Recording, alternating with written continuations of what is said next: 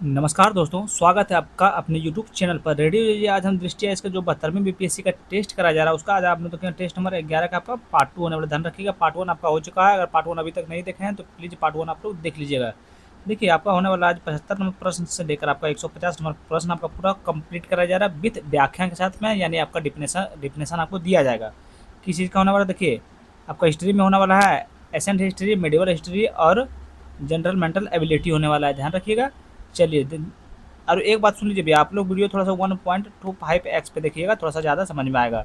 चलिए चलते हैं प्रश्न नंबर 76 की ओर, क्योंकि 75 आपका हो चुका है। चलिए यहाँ देखिए 75 हो गया, 76 नंबर से हम लोग स्टार्ट करते हैं। और अभी तक चैनल को सब्सक्राइब नहीं किया भैया तो प्लीज़ चैनल को सब्सक्राइब कर लीजिए।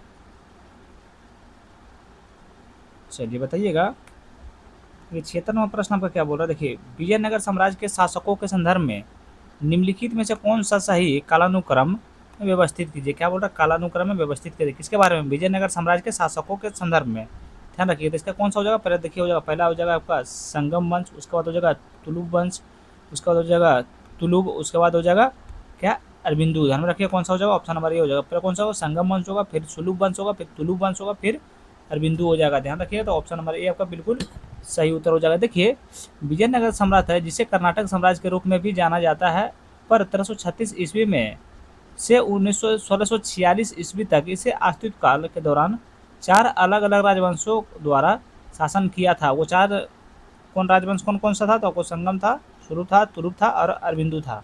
ध्यान रखिएगा, ऑप्शन नंबर ए आपका बिल्कुल सही उत्तर हो जाएगा। चलिए नेक्स्ट क्वेश्चन आपका देखते हैं क्या है, बताइएगा।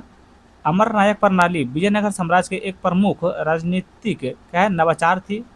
अमर नायक कौन थे, बताइए। तो क्वेश्चन है, अमर नायक आपका कौन थे। तो आपका अमर नायक जो थे, ध्यान रखिएगा, अमर नायक आपका सैन्य क्या थे, सैन्य कमांडर थे। देखिए, सैन्य कमांडर जिन्हें शासन करने के लिए क्षेत्र दिए गए थे। ध्यान में रखिए, तो ऑप्शन नंबर ए आपका बिल्कुल सही उत्तर हो जाएगा। ध्यान रखिएगा। चलिए नेक्स्ट क्वेश्चन देखिए, आपका 78 नंबर प्रश्न आपका क्या बोल रहा है। देखिए, क्या भक्ति संतों के संदर्भ में निम्नलिखित कथनों पर विचार कीजिए। क्या बोल रहा है, भक्ति संतों के संदर्भ में निम्नलिखित पर विचार कीजिए। ध्यान रखिएगा, निम्नलिखित पर विचार करना। चलिए बताइए, इसमें कौन सा कथन आपका सही है। ये कथन एक पे क्या है, आदि शंकराचार्य के अद्वैत वेदांत का सिद्धांत को स्वीकृत किया। क्या कथन एक आपका सही है, कथन एक आपका बिल्कुल सही है। ध्यान रखिए, बिल्कुल सही है। कथन 2 देखिए आपका क्या है, कथन 2 पे देखिए क्या है।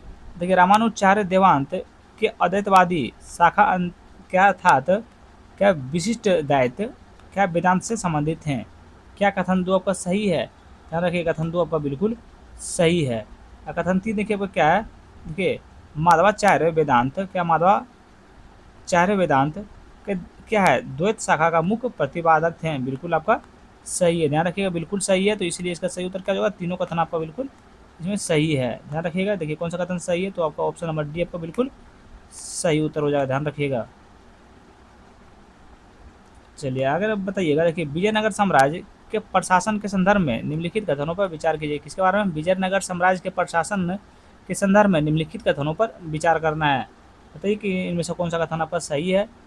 देखिए, कथन 1 में आपका बोल रहा है, राजा क्या है, कार्यपालिका, न्यायिक और विधायी मामलों में पूर्ण अधिकार प्राप्त था। क्या कथन 1 सही है, तो कथन 1 आपको बिल्कुल सही है। कथन 2 में क्या है, राजा अपीलीय न्याय व्यवस्था का सर्वोच्च पदाधिकारी था। क्या कथन 2 सही है, तो कथन 2 आपका बिल्कुल सही है। ध्यान रखिए, कथन 3 में क्या है, राजा को दैनिक प्रशासन के मंत्री परिषद द्वारा सहायता दी जाती थी। बिल्कुल आपका कथन 3 भी देखिए, ध्यान रखिए, बिल्कुल सही है। कथन 4 में देखिए आपका क्या बोल रहा है, सिंहासन पर उत्तराधिकारी योग्यता का सिद्धांत पर आधारित था।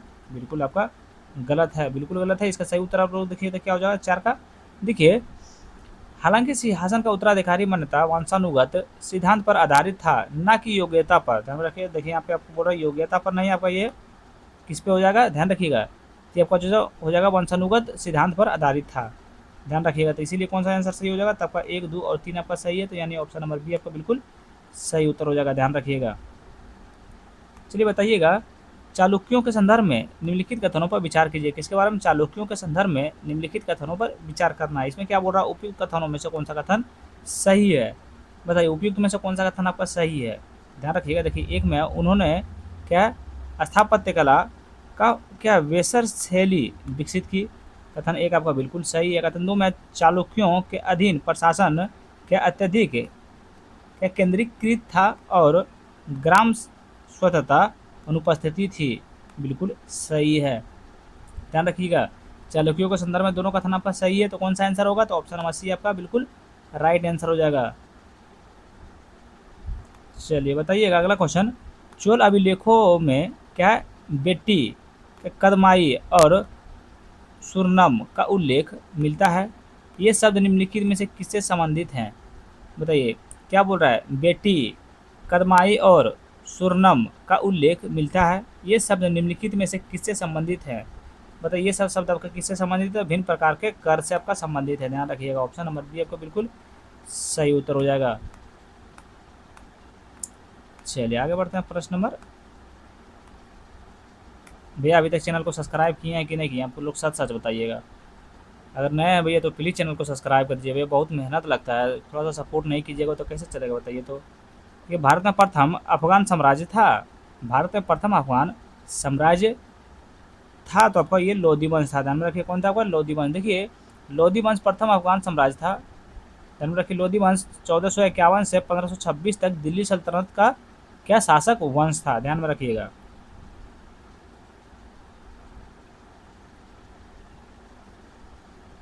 चलिए अगला नंबर प्रश्न बताइएगा, तराइन का प्रथम युद्ध निम्नलिखित में से किस वर्ष लड़ा गया था? बताइए, तराइन का प्रथम युद्ध निम्नलिखित में से किस वर्ष लड़ा गया था? बताइए, कोई क्वेश्चन का आंसर बताने का कोई जरूरत है, तो सबको पता है वो वर्ष 1191 में तराइन का प्रथम युद्ध लड़ा गया था। कितना, 1191 में लड़ा गया था।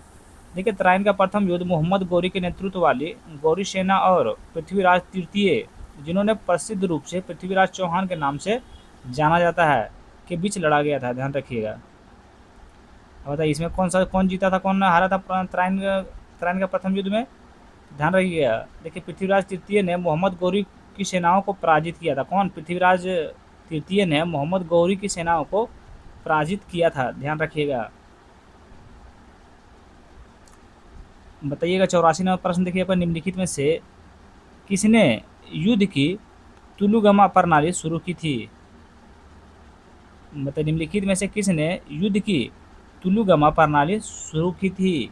तो आपका ये बाबर ने किया था। कौन किया था? आपका बाबर ने। ध्यान में रखिएगा। देखिए, भारत में युद्ध की तुलुगमा प्रणाली की शुरुआत बाबर ने इब्राहिम लोदी के विरुद्ध लड़े गए पानीपत के प्रथम युद्ध में की थी, जो 21 अप्रैल, कब, लिख देते हैं, 21 अप्रैल कब, 1526 में, 1526 में आपका लड़ा गया था। ध्यान रखिएगा और याद रखिएगा, भूलिएगा नहीं। चलिए अगला नंबर प्रश्न पे आते हैं हम लोग।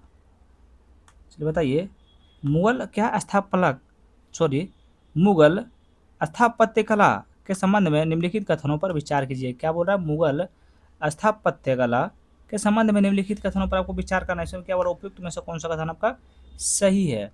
कौन सा कथन सही है? बहुत बढ़िया क्वेश्चन है भैया, ध्यान रखिएगा। देखिए, अगर हम लोग एक में देखें, क्या है, देखिए, अकबर ने क्या उद्यान निर्माण में बहुत पानी और क्या फवारों के साथ चरबाग शैली की स्थापत्य कला शुरू की थी। क्या कथन एक आपका सही है? तो कथन एक आपका बिल्कुल गलत है। अगर इसका सही उत्तर हम लोग देखेंगे तो क्या हो जाएगा, बाबर ने क्या बहते पानी और फवारों के साथ क्या है सममिति रूप से बनाए गए उद्यानों तथा क्या चारबाग शैली की शुरुआत की थी। ध्यान रखिएगा। अद्दू में क्या, देखिए, रामबाग भारत का पहला क्या मुगल उद्यान है, जिसे पारंपरिक चार बाग शैली में बनाया गया था। बिल्कुल आपका सही है, ध्यान रखिएगा। तो इसीलिए इसमें बोला कौन सा कथन सही है, यहाँ ध्यान दीजिए। तो ऑप्शन नंबर बी जो होगा, केवल 2 सही है। किसके बारे में? मुगल स्थापत्य कला के संबंध में कथन 2 आपका सिर्फ सही है, याद करते जाइएगा, भूलिएगा नहीं। देखिए, कल्पसूत्र जिसे जैन परंपरा का प्राथमिक ग्रंथ है, बताइए, कल्पसूत्र किस जैन परंपरा का प्राथमिक ग्रंथ है? बताइए। तो ये आपका हो जाएगा श्वेतांबर का आपका प्राथमिक ग्रंथ है। ध्यान रखिएगा। देखिए, कल्पसूत्र एक जो है श्वेतांबर का प्राथमिक ग्रंथ है, जिसे पारंपरिक रूप से क्या भद्रबाहु से संबंधित माना जाता है। ध्यान रखिएगा भैया। चलिए आगे बढ़ते हैं हम लोग प्रश्न नंबर 87 की ओर। देखिए सूची 1 में क्या है, बौद्ध संगीति है। सूची 2 में क्या, अध्यक्षता करने वाले, मतलब कौन सा बौद्ध संगीति के कौन सा अध्यक्षता किए थे उसके बारे में बताना है। बताइए प्रथम बौद्ध संगीति का अध्यक्षता आपका कौन किए थे, बताइए जल्दी बताइए। तो आपको कौन किए थे, तो देखिए आपका महाकश्यप नामक भिक्षु किए थे। महाकश्यप, देखिए प्रथम हो जाएगा यहाँ पे महाकश्यप में हो जाएगा। बताइए द्वितीय बौद्ध संगीति का अध्यक्षता कौन किए थे, तो ये आपका किए थे सवाकामी किए थे। कौन किए थे, सवाकामी, ध्यान रखिए ये आपका हो जाएगा सवाकामी। तृतीय बौद्ध संगीति का आपका कौन किए थे, बताइए तृतीय बौद्ध संगीत का आपका किए थे मोंगलीपुत्र तीसरे, ध्यान में रखिएगा, तब पर 3 में हो जाएगा, बाकी 4 में हो जाएगा इसका। चलिए अब हम इससे क्वेश्चन आप लोग से पूछते हैं। बताइए प्रथम बौद्ध संगीति लगभग कब हुआ था, कितना ईसा पूर्व में हुआ था, चलिए बताइए। चलिए देखिए 1 नंबर का हम पहले सोल्यूशन बताते हैं आपको। देखिए यह बौद्ध महापरिनिर्वाण परंतु बाद में लगभग 483 ईसा पूर्व में राजा अजातशत्रु के संरक्षण में आयोजित की गई थी, ध्यान रखिएगा। और 2 में देखिए कौन, बी में आपका है द्वितीय, ध्यान रखिएगा। देखिए द्वितीय बौद्ध संगीति 383 ईसा पूर्व में बिहार के वैशाली में राजा कालाशोक के संरक्षण में आयोजित की गई थी, ध्यान रखिएगा। 3 में आपका है तृतीय, तृतीय बौद्ध संगीति या 250 ईसा पूर्व में पाटलिपुत्र में अशोक के संरक्षण में आयोजित की गई थी, ध्यान रखिएगा। चतुर्थ बौद्ध संगीति आपका जो है सो 72वीं ईस्वी में कश्मीर में के कुंडल ग्राम में आयोजित की गई थी, ध्यान रखिएगा। इसका अध्यक्षता कौन सा, वसुमित्र ने किए थे, ध्यान रखिएगा। कौन अध्यक्षता, वसुमित्र ने किया था, ध्यान रखिए। सबका सोल्यूशन हम बता दिए हैं और सबका यहाँ पे कौन सा अध्यक्षता किए थे ये आपका हो जाएगा, ध्यान रखिएगा। इसका कौन सा सही उत्तर हो जाएगा, तो देखिए आपका ऑप्शन नंबर ए हो जाएगा, क्योंकि 1, 2 और 3 और 4 आपका बिल्कुल सही उत्तर हो जाएगा। अगला नंबर प्रश्न बताइए, देखिए क्या बोल रहा है आपका, मौर्य राजा बिंदुसार किस संप्रदाय या धर्म के अनुयायी थे, बताइए अनुयायी थे। क्या मौर्य राजा बिंदुसार किस संप्रदाय या धर्म के अनुयायी थे, चलिए बताइए। इसका सही उत्तर आपका क्या हो जाएगा, कमेंट कीजिए जल्दी। तो इसका सही उत्तर हो जाएगा आजीवक संप्रदाय के आपका अनुयायी थे, ध्यान में रखिएगा। देखिए चंद्रगुप्त के पुत्र, क्या बोल रहा है, अरे यार, हाँ देखिए बिंदुसार की धार्मिक आस्था आजीवक संप्रदाय से प्रभावित मानी जाती है, ध्यान रखिएगा, याद रखिएगा। चलिए अगला नंबर प्रश्न बताइएगा, बौद्ध संगीतियों के निम्नलिखित स्थलों को कालानुक्रम में व्यवस्थित कीजिए। किसके बारे में, बौद्ध संगीतियों को, ध्यान रखिए। इसमें क्या बोला, नीचे दिए गए कूट का प्रयोग करके सही उत्तर आपको चुनना है, ध्यान रखिएगा, सही उत्तर आपको चुनना है। चलिए बहुत बढ़िया क्वेश्चन है आपका, तो ये आपका हो जाएगा, ध्यान रखिएगा। देखिए पहला तो हो जाएगा आपका, क्या हो जाएगा, पहला हो जाएगा आपका, ध्यान रखिएगा, पहला हो जाएगा आपका राजगीर, ध्यान रखिएगा। उसके बाद हो जाएगा आपका वैशाली, ये हो जाएगा आपका पहला, वैशाली हो जाएगा दूसरा। उसके बाद हो जाएगा पाटलिपुत्रा, ये हो जाएगा तीसरा। उसके बाद हो जाएगा कश्मीर, हो जाएगा आपका चौथा। और अभी जस्ट हम ऊपर में बताएंगे कौन सा बौद्ध संगीत आपका कब का हुआ था।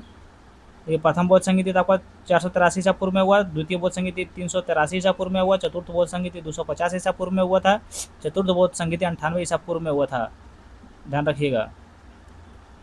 संरक्षक में भी बताएं कि कौन किसका संरक्षक किए थे, ध्यान रखिएगा।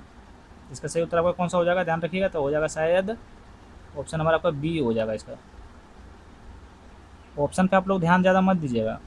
90 नंबर प्रश्न है, पल्लव राज्य के निम्नलिखित शासकों पर विचार कीजिए और उन्हें कालानुक्रम में व्यवस्थित कीजिए, ध्यान रखिए। क्या बोल रहा है, पल्लव के निम्नलिखित शासकों पर विचार कीजिए और उन्हें कालानुक्रम में व्यवस्थित कीजिए, ध्यान रखिएगा। देखिए तो ऑप्शन में कहाँ है, चलिए 90 नंबर प्रश्न आप देख लीजिए, उसके बाद आंसर हम लोग को थोड़ा बाद में देख लेंगे इसका। बोला पल्लव राज्य के निम्नलिखित शासकों पर विचार कीजिए और उन्हें कालानुक्रम में व्यवस्थित कीजिए, ध्यान रखिएगा। तो महेंद्र वर्मन प्रथम, ये हो जाएगा वो 600 से लेकर 630 ईस्वी तक।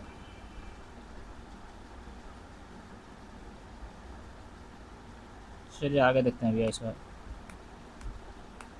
पूरा क्वेश्चन रहने दीजिए भैया, क्योंकि क्वेश्चन यहाँ से वहाँ दे दिया तो थोड़ा दिमाग में नहीं आ पा रहा है। कालानुक्रम में व्यवस्थित करना था, देखिए चलिए अब देखिए समझ में आ गया। कालानुक्रम में व्यवस्थित करने के लिए बोल रहा है भैया, हम तो समझ ही नहीं पाए थे।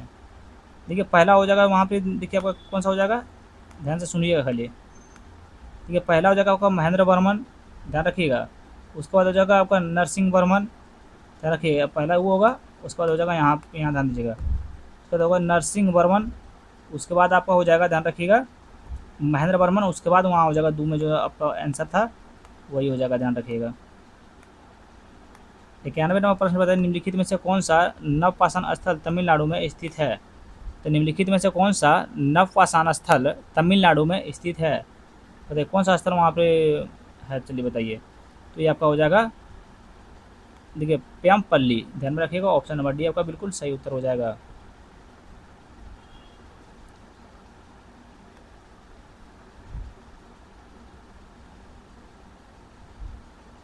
बताइए किस स्थान पर जैन और बौद्ध दोनों संगीतियाँ आयोजित की गई थी?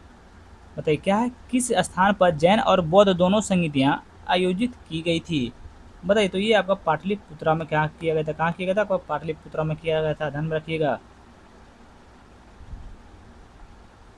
चलिए अगला नंबर प्रश्न बताइएगा, देखिए महाशिलाकंटक और क्या है रथमुशल जो नवीन सैन्य हथियार थे का प्रयोग किसने किया था? बताइएगा हथियार का प्रयोग किसने किया था? तो आपका अजातशत्रु किए थे।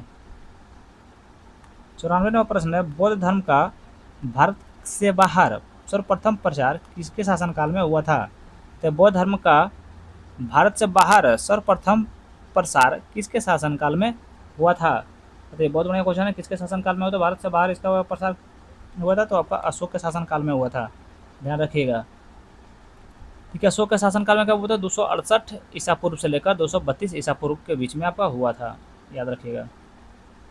चलिए 95 नंबर प्रश्न क्या बोल रहा है, निम्नलिखित में से किस सातवाहन राजा ने पश्चिम मालवा और बरार पर विजय प्राप्त की? निम्नलिखित में से किस सातवाहन राजा ने क्या पश्चिमी मालवा और बरार पर विजय प्राप्त की थी? तो ये आपका क्या श्री सतकर्णी किए थे, ध्यान में रखिएगा। देखिए श्री सतकर्णी यानी क्या, सतकर्णी प्रथम को दक्कन और उसके निकटवर्ती क्षेत्रों में जिन्हें क्या है बरार यानी विदर्भ भी शामिल था में सातवाहनों के प्रारंभिक विस्तार का श्रेय दिया जाता है, ध्यान रखिएगा। चलिए आगे बढ़ते हैं हम लोग प्रश्न नंबर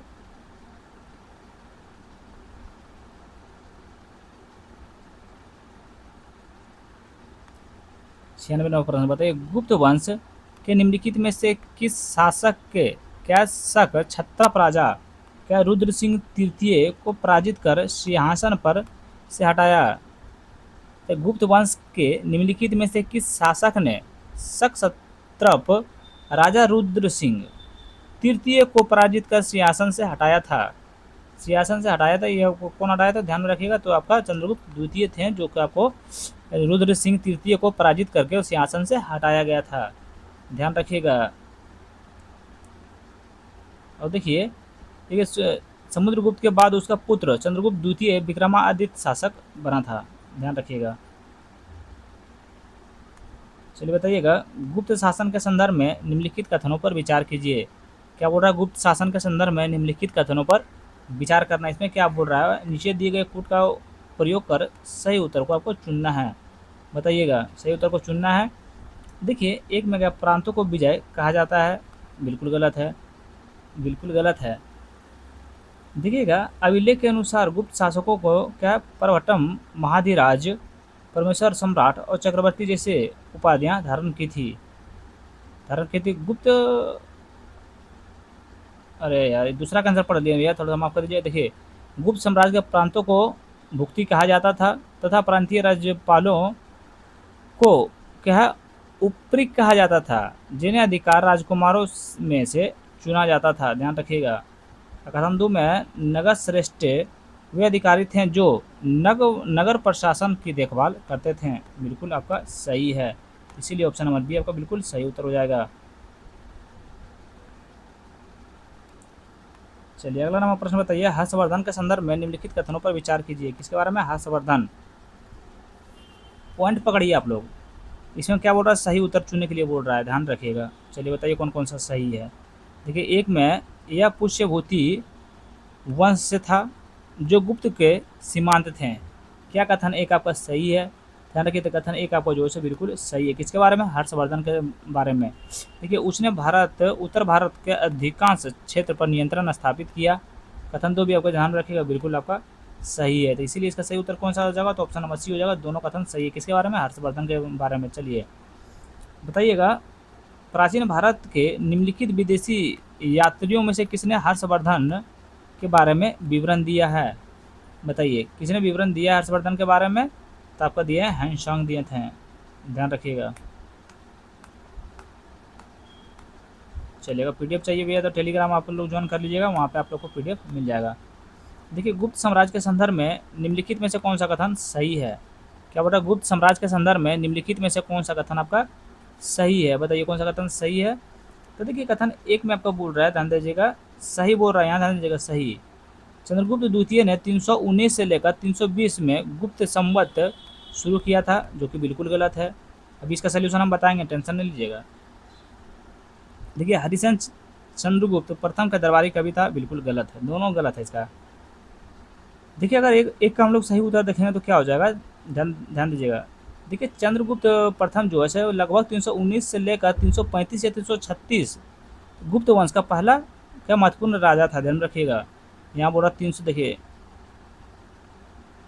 319 से लेकर 300 319 से लेकर कितना 335 335 या 336 तक 336 तक राजा रहे थे, ध्यान रखिएगा। दो में है, देखिए हरिसेन के बारे में, देखिए हम लोग देखते हैं। देखिए, हरिसेन चंद्रगुप्त द्वितीय दरबारी कवि था, किसके था पर, चंद्रगुप्त द्वितीय। देखिए, हरिसेन चंद्रगुप्त प्रथम का नहीं, चंद्रगुप्त द्वितीय का यहाँ लिख दीजिएगा, द्वितीय यहाँ लिख देते हैं। चलिए, इसका सही उत्तर क्या होगा, तो ऑप्शन नंबर डी हो जाएगा, इसमें कोई भी आपका सही नहीं है।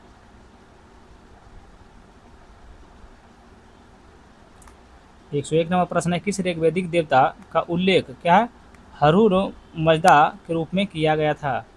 बताइए किस ऋग्वेदिक देवता का उल्लेख क्या है, अहूर मजदा के रूप में किया गया था। तो ये आपका वरुण के रूप में किया गया था, ध्यान में रखिएगा। 102 नंबर प्रश्न है, हड़प्पा सभ्यता किस स्थल से क्या टेराकोटा का हल का प्रमाण प्राप्त हुआ था। सबको पता है भैया, इसका क्वेश्चन बताने का, इसका आंसर बताने का कोई ज़रूरत है। हड़प्पा सब हड़प्पा शब्द से हड़प्पा सभ्यता के किस स्थल से क्या टेराकोटा का हल का प्रमाण प्राप्त हुआ था। इसका आंसर बताने की ज़रूरत नहीं है भैया, चलिए बता देते हैं। ये आपका बनवाली से जो है आपका क्या मिले थे, हल का प्रमाण मिले थे, ध्यान में रखिएगा। 103 नंबर प्रश्न है, निम्नलिखित में से गौतम बुद्ध के गुरु कौन थे। तो गौतम बुद्ध के गुरु आपको सबको पता है, क्या अलार कलाम थे, ध्यान में रखिएगा। 104 नंबर प्रश्न है, जूनागढ़ शिलालेख में किसका उल्लेख नहीं मिलता है। सबको पता है आपका चंद्रगुप्त का आपका उल्लेख जो है आपको नहीं मिलता है, किसके बारे में, जूनागढ़ अभिलेख में, ध्यान रखिएगा। देखिएगा भैया, सोचिएगा, थोड़ा वन लाइनर है, इसमें आप डिफिनेशन की जरूरत नहीं होना चाहिए आप लोग को। तो उत्तर मेरूर अभिलेख संबंधित है, तो उत्तर मेरूर अभिलेख संबंधित हैं, सबको पता है आपका चोल से संबंधित हैं। 106 नंबर प्रश्न, यूनानी विद्वान क्या एस्ट्रेबो के अनुसार पाटलिपुत्र नगर का आकार क्या था। इसका आकार क्या था, सबको पता है आपका सीमांतरण चतुर्भुज था, वन लाइनर है भैया इधर। 107 नंबर प्रश्न, अभी तक चैनल को सब्सक्राइब नहीं किए तो अभी तुरंत ठोकिए लाइक, एकदम तुरंत ठोकिए, एकदम सब्सक्राइब कीजिए। देखिए, तकलोकलम का युद्ध क्या है 949 ईस्वी में किनके बीच लड़ा गया था। बताइए, तकोलम का युद्ध 949 ईस्वी में किसके बीच लड़ा गया था। आपको पता है, तो राष्ट्रकूट और चोल के बीच में वो लड़ा गया था, सबको पता है भैया। ये सब देखिए वन लाइनर है, इस समय आपको हाल ही में समाचारों में रहा क्या, देखिए चंद्र केतुगढ़ नामक स्थल किस राज्य में स्थित है। बताइए, करंट अफेयर्स आ गया है। तो आपके पश्चिम बंगाल में स्थित है, सबको पता है आपका। देखिए, चंद्र केतुगढ़ कोलकाता के निकट स्थित एक पुरातात्विक स्थल है, यह पश्चिम बंगाल के उत्तर में 24 परगना जिले में स्थित है, याद रखिएगा। एक 109 नंबर प्रश्न की क्या, निम्नलिखित कथनों पर विचार कीजिए। क्या बोल रहा है, निम्नलिखित कथनों पर आपको विचार करना है। इसमें क्या बोल रहा है, उपयुक्त में से कौन सा कथन आपका सही है। बताइए कौन सा कथन आपका सही है इसमें।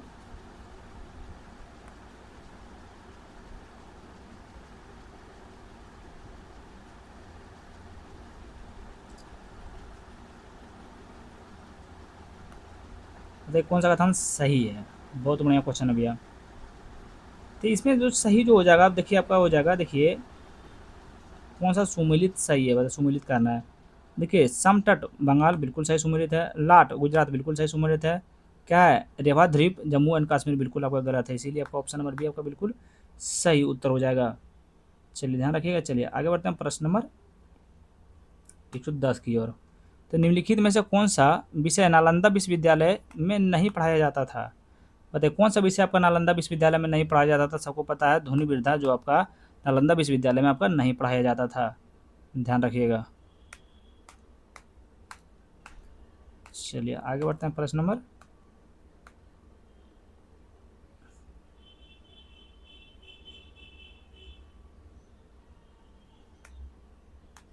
बताइएगा ऑपरेशन सिंदूर लॉन्च किया गया था।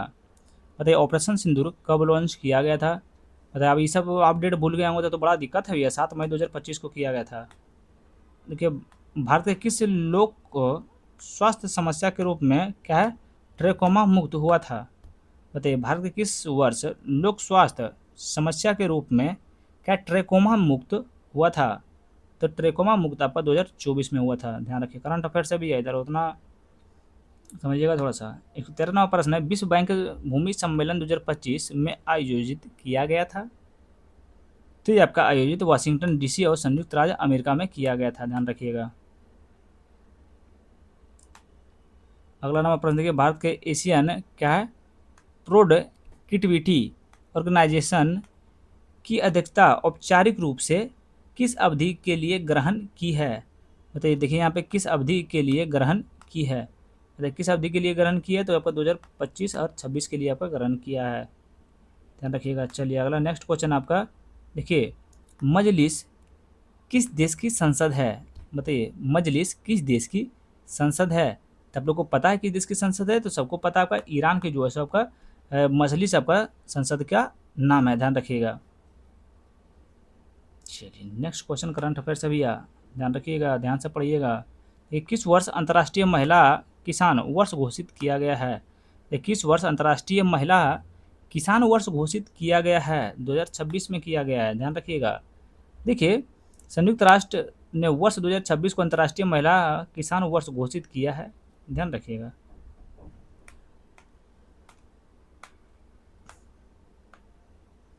बस आ जाइए 117 नंबर प्रश्न पे। तो किस दिन एक पक्षीय क्या है दमनात्मक उपायों के विरुद्ध अंतर्राष्ट्रीय दिवस के रूप में मनाया जाता है।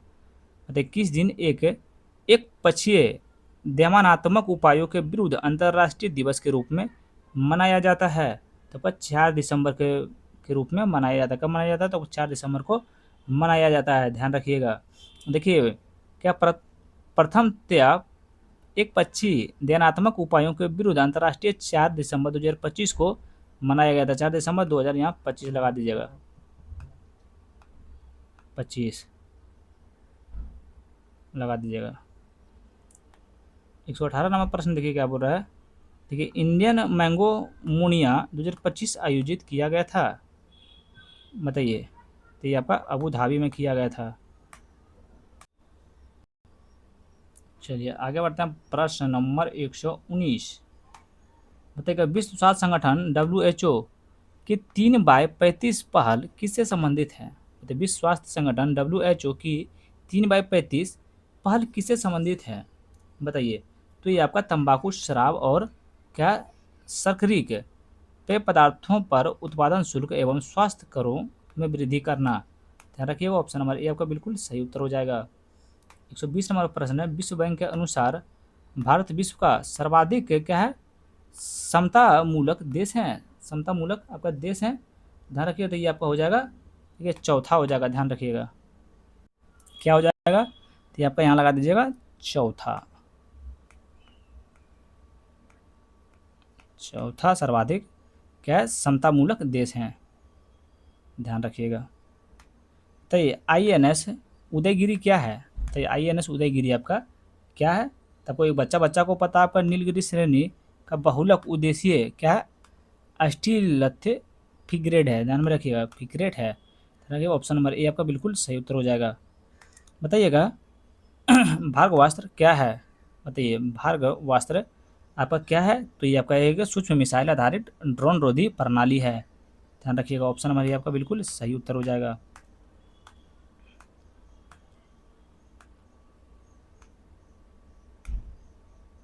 चलिए अगला नंबर प्रश्न बताइए, प्रोजेक्ट क्या है, प्रोजेक्ट कुइपर किस कंपनी का कार्यक्रम है। बताइए प्रोजेक्ट कुइपर किस कंपनी का कार्य है, तो कोई किस कंपनी का कार्य है, चलिए बताइए। तो ये आपका हो जाएगा, ध्यान रखिएगा, आपका अमेजन कंपनी का आपका कार्य है। अमेजोन है, हाँ अमेजोन है। देखिए 24 नंबर प्रश्न देखिए, 11वां भारत मक्का शिखर सम्मेलन आयोजित किया गया था। क्या 11वां भारत मक्का शिखर सम्मेलन आयोजित किया गया था, तो आपका कहाँ किया गया था, ध्यान रखिएगा, तो ये आपका किया गया था, आप लोग को पता होना चाहिए, आपका नई दिल्ली में किया गया था। क्या 11वां भारत मक्का शिखर सम्मेलन आपका नई दिल्ली में आयोजित किया गया था। बताइए विश्व हाइड्रोजन शिखर सम्मेलन 2025 आयोजित किया गया था। बताइए, तो ये आपका क्या रोटरडैम नीदरलैंड में किया गया था, ध्यान में रखिएगा। देखिए विश्व हाइड्रोजन शिखर सम्मेलन 2025 आपका क्या है, रोटरडैम नीदरलैंड में आयोजित किया गया। हाँ हाँ, आयोजित किया गया था, ध्यान रखिएगा। चलिए आगे बढ़ते हैं प्रश्न नंबर 126 की ओर। कल फोन किए थे लेकिन ना आए थे उधर से। हो गया फिर वहाँ? ना नहीं, जरूरत नहीं पड़ा, आज निकालेंगे जाके अकाउंट से। देखिए चौथे भारत मध्य एशिया संवाद की मेजबानी की गई थी। मतलब चौथे भारत मध्य एशिया संवाद की मेजबानी आपका की गई थी, तो ये आपका भारत द्वारा किया गया था, ध्यान में रखिएगा। देखिए भारत ने 6 जून 2025 को नई दिल्ली में चौथे क्या भारत मध्य एशिया संवाद की मेजबानी की थी, ध्यान में रखिएगा। मतलब इसकी अध्यक्षता कौन किए थे, तो आपका डॉक्टर डॉक्टर एस जयशंकर ने किए थे, ध्यान रखिएगा, भूलिएगा नहीं, सब बहुत बढ़िया क्वेश्चन है भैया। चलिए अगला 127 नंबर प्रश्न देखिए, भारत की पहली योग नीति किस राज्य द्वारा प्रारंभ की गई। तो भारत की पहली योग नीति किस राज्य द्वारा प्रारंभ की गई थी, तो ये आपका उत्तराखंड के द्वारा प्रारंभ किया गया था, ध्यान रखिएगा। चलिए आगे देखिए, क्या है डिपार्टमेंट ऑफ फ्यूचर की स्थापना किस सरकार द्वारा की गई है। द डिपार्टमेंट ऑफ फ्यूचर की स्थापना किस सरकार द्वारा की गई है, तो आप लोग को तो पता होगा भैया, ये आपका हरियाणा द्वारा किया गया है। देखिए हरियाणा सरकार ने राज्य के विकास हेतु राजनीतिक कार्य के दूरदृष्टि एवं दीर्घकालिक नियोजन पर केंद्रित डिपार्टमेंट ऑफ फ्यूचर की स्थापना की थी, ध्यान में रखिएगा। चलिए आगे बढ़ते हैं हम लोग प्रश्न नंबर 29 की ओर। देखिएगा भारत ने अपना पहला क्या अश्व रोग मुक्त क्या कंपार्टमेंट स्थापित किया है। तो भारत ने अपना पहला क्या अश्व रोग मुक्त कंपार्टमेंट स्थापित किया है, तो सबको पता आपको मेरठ में स्थापित किए हैं, ध्यान में रखिएगा। भारत का पहला देखिए अश्व रोग मुक्त डिपार्टमेंट उत्तर प्रदेश मेरठ छावनी क्षेत्र में स्थापित किया गया है, याद रखिएगा। वहीं हम लोग देखते हैं 130 नंबर प्रश्न, भारत का पहला क्या स्मार्ट इंटेलिजेंट विजेल किस राज्य में है। बताइए भारत का पहला स्मार्ट इंटेलिजेंट क्या है विलेज किस राज्य में है, तो ये आपका विलेज किस राज्य में है, तो ये आपका महाराष्ट्र में है, ध्यान रखिएगा आपका। देखिए महाराष्ट्र के क्या सतनावरी गांव जिसका जनसंख्या लगभग 1800 से अधिक है। भारत का पहला स्मार्ट इंटेलिजेंट क्या है विलेज विलेज बना है। विलेज तो आपको इंग्लिश में मिलेगा, लेकिन हम लोग विलेज बोलते हैं, ध्यान रखिएगा। एक सेकंड, अरे अरे 130 नंबर प्रश्न है कि इंटीग्रेटेड एंड क्या डॉप स्टेट्स का उद्देश्य क्या है। बताइए क्या है इंटीग्रेटेड एयर डॉप स्टेट का उद्देश्य आपका क्या है, ध्यान रखिए। तो ये आपका हो जाएगा गगनयान क्रू डोयलुर और पैराशूट आधारित मंदगन प्रणाली का परीक्षण करना, ध्यान रखिए ऑप्शन नंबर ये आपका बिल्कुल सही उत्तर हो जाएगा। करंट अफेयर से भैया ज़रा ध्यान रखिएगा इसी को। देखिए बैडमिंटन विश्व चैंपियनशिप 2025 में पुरुष एकल का खिताब किसने जीता है। तो बैडमिंटन विश्व चैंपियनशिप 2025 में पुरुष एकल का खिताब किसने जीता है, बताइए किसने जीता। आप लोग कमेंट कर दीजिए, अगर आंसर पता है तो कमेंट कीजिए जल्दी। तो जगह सी यूकी ने आपका जीते हैं, ध्यान में रखिए। देखिए चीन के सी यूकी ने थाईलैंड में क्या कुनलावुत विटीज शॉर्ट्स को पराजित कर वर्ष 2025 का पुरुष एकल विश्व चैंपियनशिप का खिताब जीता है? ध्यान में रखिएगा, सीयूकी की पहली विश्व चैंपियनशिप जीत है। तो ये रेलवे पटरियों के बीच क्या है पोर्टेबल सोलर पैनल लगाने वाला भारत का पहला शहर कौन सा है? मतलब पटरी के बीच में जो आपका सोलर प्लेट लगा रहा है, वो पहला आपका राज्य कौन सा है बताइए? भारत का पहला शहर कौन सा आपका है? तो आपको बनारसी जो हो जाएगा आपका हो जाएगा, जिसमें कि आपका प्लेटफॉर्म पे चलिएगा तो उसके नीचे आपका सोलर पैनल लगा हुआ है। चलिए आगे बढ़ते हैं। जनरल मेंटल एबिलिटी भी आपको मिलने के लिए मिल जाएगा। देखिए मैथ आपका लास्ट में। चौथा नंबर प्रश्न है, लूनर मॉड्यूल लॉन्च व्हीकल के संबंध में निम्नलिखित कथनों में से कौन सा कथन सही नहीं है? यहाँ ध्यान दीजिएगा, क्या है लूनर मॉड्यूल लॉन्च क्या व्हीकल के संबंध में निम्नलिखित में से कौन सा कथन आपका सही नहीं है? बताइए कौन सा कथन आपका सही नहीं है। चलिए एक को कर करके देखना पड़ेगा। देखिए एक में क्या भारत का पहला अब तक का सबसे भारी रॉकेट होगा, बिल्कुल आपका सही है। दो में इसे वर्ष 2035 तक तैयार करने की योजना है तथा इसका उपयोग चंद्रमा मिशनों के लिए किया जाएगा, जिसे चंद्रमा पर पहला मानव मिशन भी शामिल है, बिल्कुल सही है। सी में यह अंतरिक्ष स्टेशन के मॉड्यूल को ले जाएगा, बिल्कुल आपका गलत है। बिल्कुल आपका गलत है। सी में आपका है इसे 3 चरण का विन्यास होगा, जिसके पहले 2 चरण द्रव्य क्या है प्रणोदक और तीसरा चरण क्या है क्रायोजेनिक प्रणोदक का उपयोग करेगा, बिल्कुल आपका सही है। ध्यान रखें तो ऑप्शन नंबर सी आपका हो जाएगा। विश्व में बोला कौन सा कथन गलत है, तो ऑप्शन नंबर सी आपका बिल्कुल गलत है। बताइए 35 नंबर प्रश्न आपका है। देखिए एम्बर ग्रीस क्या है? बताइए एम्बर ग्रीस क्या है? क्या आप लोग को पता है एम्बर ग्रीस क्या है? तो एम्बर ग्रीस आपका देखिए हो जाएगा स्पर्म वेल पाचन तंत्र से उत्पन्न होने वाला मोम जैसा पदार्थ है, ध्यान रखिएगा। बताइएगा डीएसबी निस्तार क्या है? डीएसबी निस्तार क्या है? तो आपका गहन समुद्री अभियानों हेतु भारत का पहला स्वदेशी डाइविंग क्या स्पोर्ट वेसल है, ध्यान रखिएगा। ऑप्शन नंबर बी आपका बिल्कुल सही उत्तर हो जाएगा। 137वां प्रश्न देखिए ग्रेट निकोबार परियोजना का परिकल्पना की गई थी? तो ग्रेट निकोबार परियोजना की परिकल्पना की गई थी तो आपका नीति आयोग के द्वारा किया गया था, ध्यान रखिएगा। चलिए आगे बढ़ते हैं प्रश्न नंबर 135 की ओर। बताइएगा कि वेरासी रूबिन क्या वेधशाला स्थित है? वेरासिन रूबिन वेधशाला आपका स्थित है, तो ये आपका अटाकामा रेगिस्तान चिली में आपका स्थित है, ध्यान रखिएगा। 139 नंबर प्रश्न है। देखिए क्वालिफाइड क्या इंस्टीट्यूशन प्लेसमेंट क्या है? बताइए QIP आपका क्या है? तो QIP आपका ध्यान रखिए सूचीबद्ध कंपनी द्वारा योग्य संस्थागत खरीदारों से धन संग्रहण की एक विधि है, ध्यान रखिएगा। ऑप्शन नंबर ए आपका बिल्कुल सही उत्तर हो जाएगा।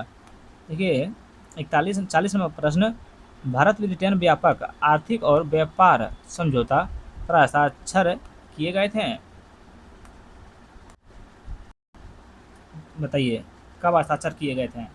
क्या बोला भारत ब्रिटेन व्यापक आर्थिक और व्यापार समझौता पर हस्ताक्षर किए गए थे, सेटा कब किए गए थे? चलिए बताइए। तो ये आपका किए गए थे 24 जुलाई 2025 को किए गए थे, ध्यान में रखिएगा। कब? 24 जुलाई 2025 को हस्ताक्षर किए गए थे। चलिए यहाँ से मैथ आ गया भैया, तो यहाँ से आप लोग को ये खुद सॉल्व करना पड़ जाएगा, समझे? आप लोग को खुद सॉल्व करना पड़ेगा, कोई उपाय नहीं है यहाँ पे। मैथ है तो बहुत लंबा हो जाएगा। तो देखिए हम थोड़ा सा बनाने का भी कोशिश अगर करेंगे, ये कैसे बनेगा बताइए। देखिए 7 गुने 8 गुने 13 बराबर कितना हो जाएगा? 7 + 8 + 13 करिएगा, उसके बाद बराबर 28 का स्क्वायर कीजिएगा। चलिए उसके बाद कितना करना? 28 का स्क्वायर कीजिएगा, कितना हो जाएगा टोटल हो जाएगा देखिए आपका 784 हो जाएगा, यहाँ ध्यान दीजिएगा। उसके बाद तथा आप क्या कीजिएगा 5 का गुना कीजिएगा, सॉरी 2 का गुना कीजिएगा, 5 का गुना कीजिएगा और 7 का गुना कीजिएगा, बराबर 2 प्लस कीजिएगा, 5 प्लस कीजिएगा और 7 प्लस कीजिएगा, ध्यान रखिएगा, समझे? एक बार देखिए इसका गुना करना है तो एक बार इसका गुना करना है, एक बार इसका जोड़ करना है तो एक बार इसका जोड़ करना है, ध्यान रखिए। तो इसका कितना हो जाएगा? उसके बाद हो जाएगा 5 प्लस कीजिएगा, 2 प्लस कीजिएगा, 5 प्लस कीजिएगा, 7 प्लस कीजिएगा, 14 का स्क्वायर कीजिए तो 196 हो जाएगा। यहाँ 196 हो जाएगा, ये ध्यान रखिए 196 हो जाएगा, ध्यान रखिएगा। और उसके बाद कितना कीजिएगा? आपका 9 का गुना कीजिएगा, देखिए यहाँ 9 का गुना कीजिएगा 4 का गुना कीजिएगा और 2 का गुना कीजिएगा, उसके बाद कितना कीजिएगा 9 का जोड़ कीजिएगा, 4 का जोड़ कीजिएगा, 2 का जोड़ कीजिएगा, बराबर कितना आपका 15 का स्क्वायर कीजिएगा, बराबर कितना हो जाएगा, तो आपका 225 हो जाएगा। 225 हो जाएगा, ध्यान में रखिएगा। तो इसीलिए इसका सही उत्तर क्या होगा, तो इसका निकालना तो हो जाएगा 784, इसका निकालें आपका तो हो गया 196, इसका निकालें तो कितना हो गया आपका 225। 225 हो गया, तो 225 का कौन सा ऑप्शन है, देखिए ये ऑप्शन नंबर ए आपका बिल्कुल सही उत्तर हो जाएगा। चलिए 182 नंबर प्रश्न देखिएगा। देखिए 182 प्रश्न भी आपको बहुत तरीका से समझ देखिए 232 हो जाएगा, 732 देखिए कहाँ पे होगा, देखिए 732 हो गया, उसके बाद हो जाएगा 534 हो जाएगा, देखिए 534 हो जाएगा आपका, ध्यान रखिएगा 534 हो गया, उसके बाद हो जाएगा 534 हो जाएगा, फिर 534 देखिए कहाँ है, देखिए फिर 534 यहाँ पे है, ध्यान रखिएगा 534 देखिए यहाँ पे है, समझ गए हैं। बताइए कुल इसी तरह कितना हो जाएगा, 3 बराबर आपका 4 है, ध्यान में रखिए 3 बराबर आपका 4 है। देखिए तो इसीलिए आपका कौन सा उत्तर हो जाएगा, तो इसके लिए आपका ऑप्शन नंबर डी हो जाएगा, 4 हो जाएगा। चलिए मैथ भैया, तो यहाँ से मैथ आप लोग को खुद सॉल्व करना पड़ेगा, इसीलिए उतना हम इसमें टच नहीं कर रहे हैं। चलिए 143 नंबर प्रश्न का आंसर आपका ऑप्शन नंबर सी हो जाएगा, ध्यान रखिएगा। 144 का आंसर क्या हो जाएगा, तो 144 का आंसर आपका ऑप्शन नंबर सी हो जाएगा। 145 नंबर का आंसर आपका कितना हो जाएगा, तो ऑप्शन नंबर आपका डी हो जाएगा। 146 का आंसर आपका क्या हो जाएगा, ध्यान रखिएगा, तो 146 का आंसर आपका हो जाएगा ऑप्शन नंबर सी हो जाएगा।